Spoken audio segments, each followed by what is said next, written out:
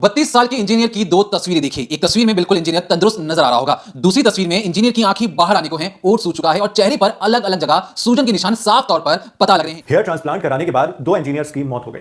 इस मामले में अब नई जानकारी पता है। ट्रांसप्लांट किया था वो बालों की नहीं, दांतों की doctor. Hello everyone, welcome and welcome back to my channel. मेरा नाम है डॉक्टर विदिशा। आज का वीडियो एक बहुत ही इंपॉर्टेंट वीडियो होने वाला है। इसको बहुत ही ध्यान से देखिएगा, क्योंकि आजकल आपने एक न्यूज बहुत ही कॉमनली शायद आपने एनकाउंटर किया हो या फिर देखा हो, जिसमें ये बताया जाता है कि किसी फलाने ने हेयर ट्रांसप्लांट कराया एंड उसके बाद उसको ये कॉम्प्लिकेशंस हो गए, पेशेंट की जान तक चली जाती है। स्पेशली मैं उस न्यूज के बारे में बात करने वाली हूँ जिसमें ये बताया जाता है कि किसी पेशेंट ने डेंटिस्ट के पास जाकर के हेयर ट्रांसप्लांट कराया है एंड उसके बाद उसको कॉम्प्लिकेशन हो गया। 12 o'clock स्वेलिंग इतनी ज्यादा बढ़ती चली जा रही है कि उनका फेस रिकॉग्नाइज करना ही मुश्किल है। मतलब समझ में नहीं, राइट साइड बढ़ती जा रही है, देन लेफ्ट साइड पूरा स्वेल। उसके बाद क्या है, स्वेलिंग बढ़ते बढ़ते इतनी ज्यादा बढ़ जा रही है कि पूरे नेक एरिया में हो जा रही है। वो बोल भी नहीं पा रहे थे, उनकी आवाज नहीं निकल रही थी मुझे, वो बोल भी नहीं पा रहे थे। एंड होते होते सुबह के 4 बज जाते हैं। सुबह के 4 बजने के बाद और ज्यादा एक्सट्रीम हो जाती है कंडीशन। स्टिल डॉक्टर को कोई मतलब नहीं है, वो कह रहे हैं ठीक है इंजेक्शन ले लीजिए, पेन हो रहा है तो इंजेक्शन ले लीजिए। इस वीडियो में हम इसी बारे में बात करेंगे, या एक डेंटिस्ट हेयर ट्रांसप्लांट कर सकता है, या फिर अगर आपको हेयर ट्रांसप्लांट कराने की जरूरत पड़ रही है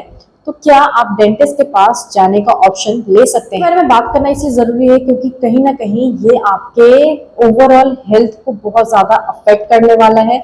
एक छोटी सी चीज है कि आप हेयर ट्रांसप्लांट कराने के लिए जा रहे हैं एंड इसके बाद अगर आपकी लाइफ अपसाइड डाउन हो जाए, आपको अलग अलग तरीके के कॉम्प्लिकेशंस हो जाए। हेयर लॉस एक बहुत ही बड़ा कंसर्न है लाखों लोगों में, इनफैक्ट पूरी दुनिया में ये एक बड़ा इशू है। जैसे जैसे इसका डिमांड बढ़ रहा है, हेयर ट्रांसप्लांटेशन का डिमांड बढ़ रहा है, उसी तरीके से अलग अलग प्रोफेशंस भी इस फील्ड में आ रहे हैं, इस फील्ड में एंटर कर रहे हैं। यहाँ पे मैं सिर्फ एज अ डेंटिस्ट ये बात करने वाली हूँ कि क्या एक डेंटिस्ट को हेयर ट्रांसप्लांट के लिए चुनना आपके लिए एक वाइज डिसीजन होगा या नहीं होगा। इसको हम ब्रेक डाउन करेंगे, जिसमें हम बात करेंगे फैक्ट्स के ऊपर, रियल केसेस के ऊपर, और क्या क्या टिप्स आप अपना सकते हैं जब भी आपको हेयर ट्रांसप्लांट के लिए जाना है अपने डॉक्टर को चूज करने में। सबसे पहले बात करेंगे लीगल और मेडिकल रियलिटी क्या है इस चीज को लेकर के। लीगली इस चीज का आंसर इस पे डिपेंड करता है कि आप कहाँ रह रहे हैं, आप कौन से स्टेट में रहे हैं। इनफैक्ट अलग अलग कंट्रीज में अलग अलग रूल्स होते हैं। जैसे इंडिया की अगर हम बात करें तो कुछ स्टेट जनरल डेंटिस्ट पूरी तरह से रिस्ट्रिक्टेड नहीं है कि वो हेयर ट्रांसप्लांट बिल्कुल नहीं कर सकते।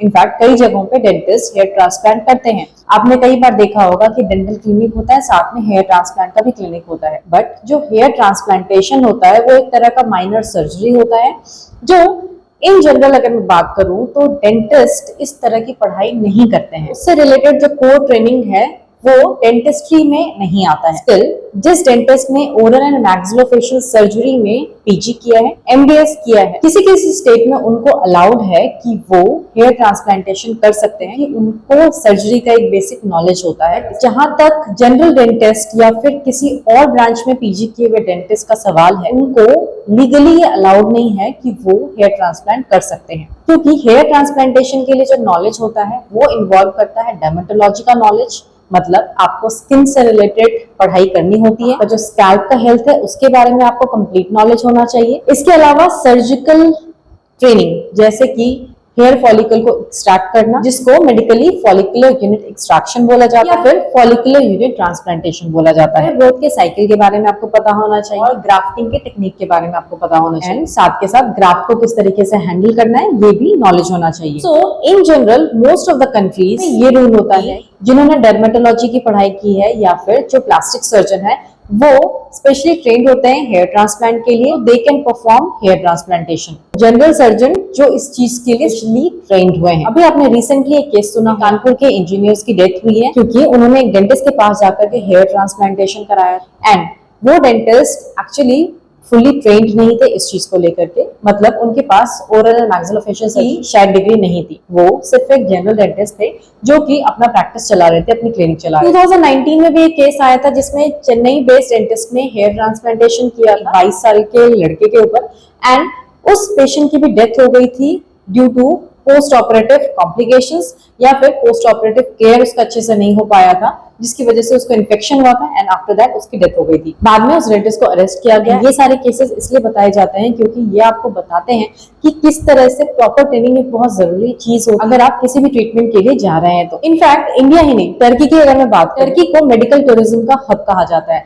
वहां पे काफी सारे डेंटल ट्रीटमेंट्स भी दिए जाते हैं।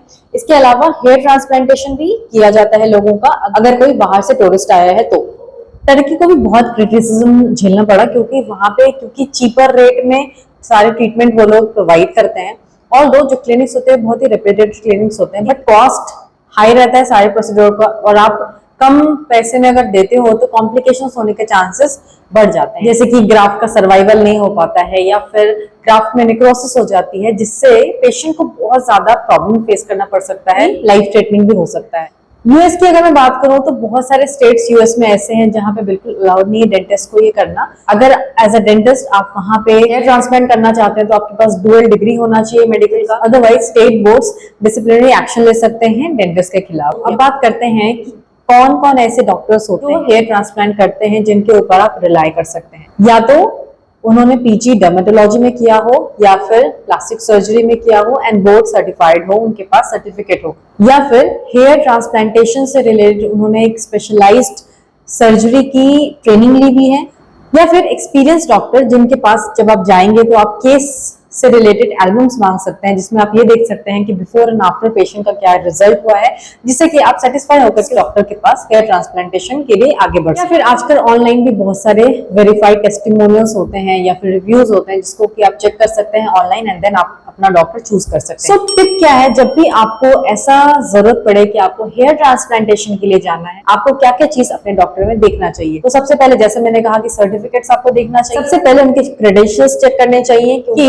वो इतने स्पेशलाइज्ड हैं या नहीं है, उनके पास उसका सर्टिफिकेशन है या नहीं है। इसके अलावा क्लिनिक आपको ये चेक करना है कि वो क्लिनिक वेरीफाइड है या नहीं, अप्रूव्ड है या नहीं, मतलब उस क्लिनिक में जितने भी फैसिलिटीज हैं वो अप्रूव्ड है या नहीं मेडिकल बोर्ड्स के थ्रू। हेयर ट्रांसप्लांटेशन के पहले आप अपने डॉक्टर से मिल सकते हैं, अपने डॉक्टर से बात कर सकते हैं, ताकि आपको ये पता चले कि आपने जिस डॉक्टर से बात किया है वही आपका सर्जरी परफॉर्म कर रहे हैं, कि किसी कंसल्टेंट के थ्रू आपका काम किया जा रहा है एंड आप उस डॉक्टर के बारे में कुछ नहीं जानते। चीप क्लिनिक्स या फिर चीप रेट पे आपको आकर्षित नहीं होना है, अट्रैक्ट नहीं होना है, क्योंकि वो हो सकता है बाद में आपको ऐसा कॉम्प्लिकेशन दे दे बहुत ही ज्यादा कॉस्टली पड़ जाए, इवन आपके लाइफ के ऊपर थ्रेट हो जाए, जैसा कि पिछले कुछ इंसिडेंट्स में हमने देखा है। लास्ट में मैं आपसे बस इतना कहूंगी कि डेंटिस्ट उनका एक स्ट्रॉन्ग हैंड होता है, फाइन मोटर स्किल्स होता है, क्योंकि वो बहुत ही माइन्यूट ऑपरेशंस, बहुत ही माइन्यूट टेक्निक करते हैं एक छोटे से दांत के ऊपर। अगर उनके पास स्पेशली हेयर ट्रांसप्लांटेशन से रिलेटेड डिग्री नहीं है, उनके पास उसका वो ट्रेनिंग नहीं है, तो आपको उस तरह के डेंटिस्ट के पास जाना अवॉइड करना चाहिए। इवन इफ उन्होंने अपने क्लिनिक में ये लिखा है कि वहां पे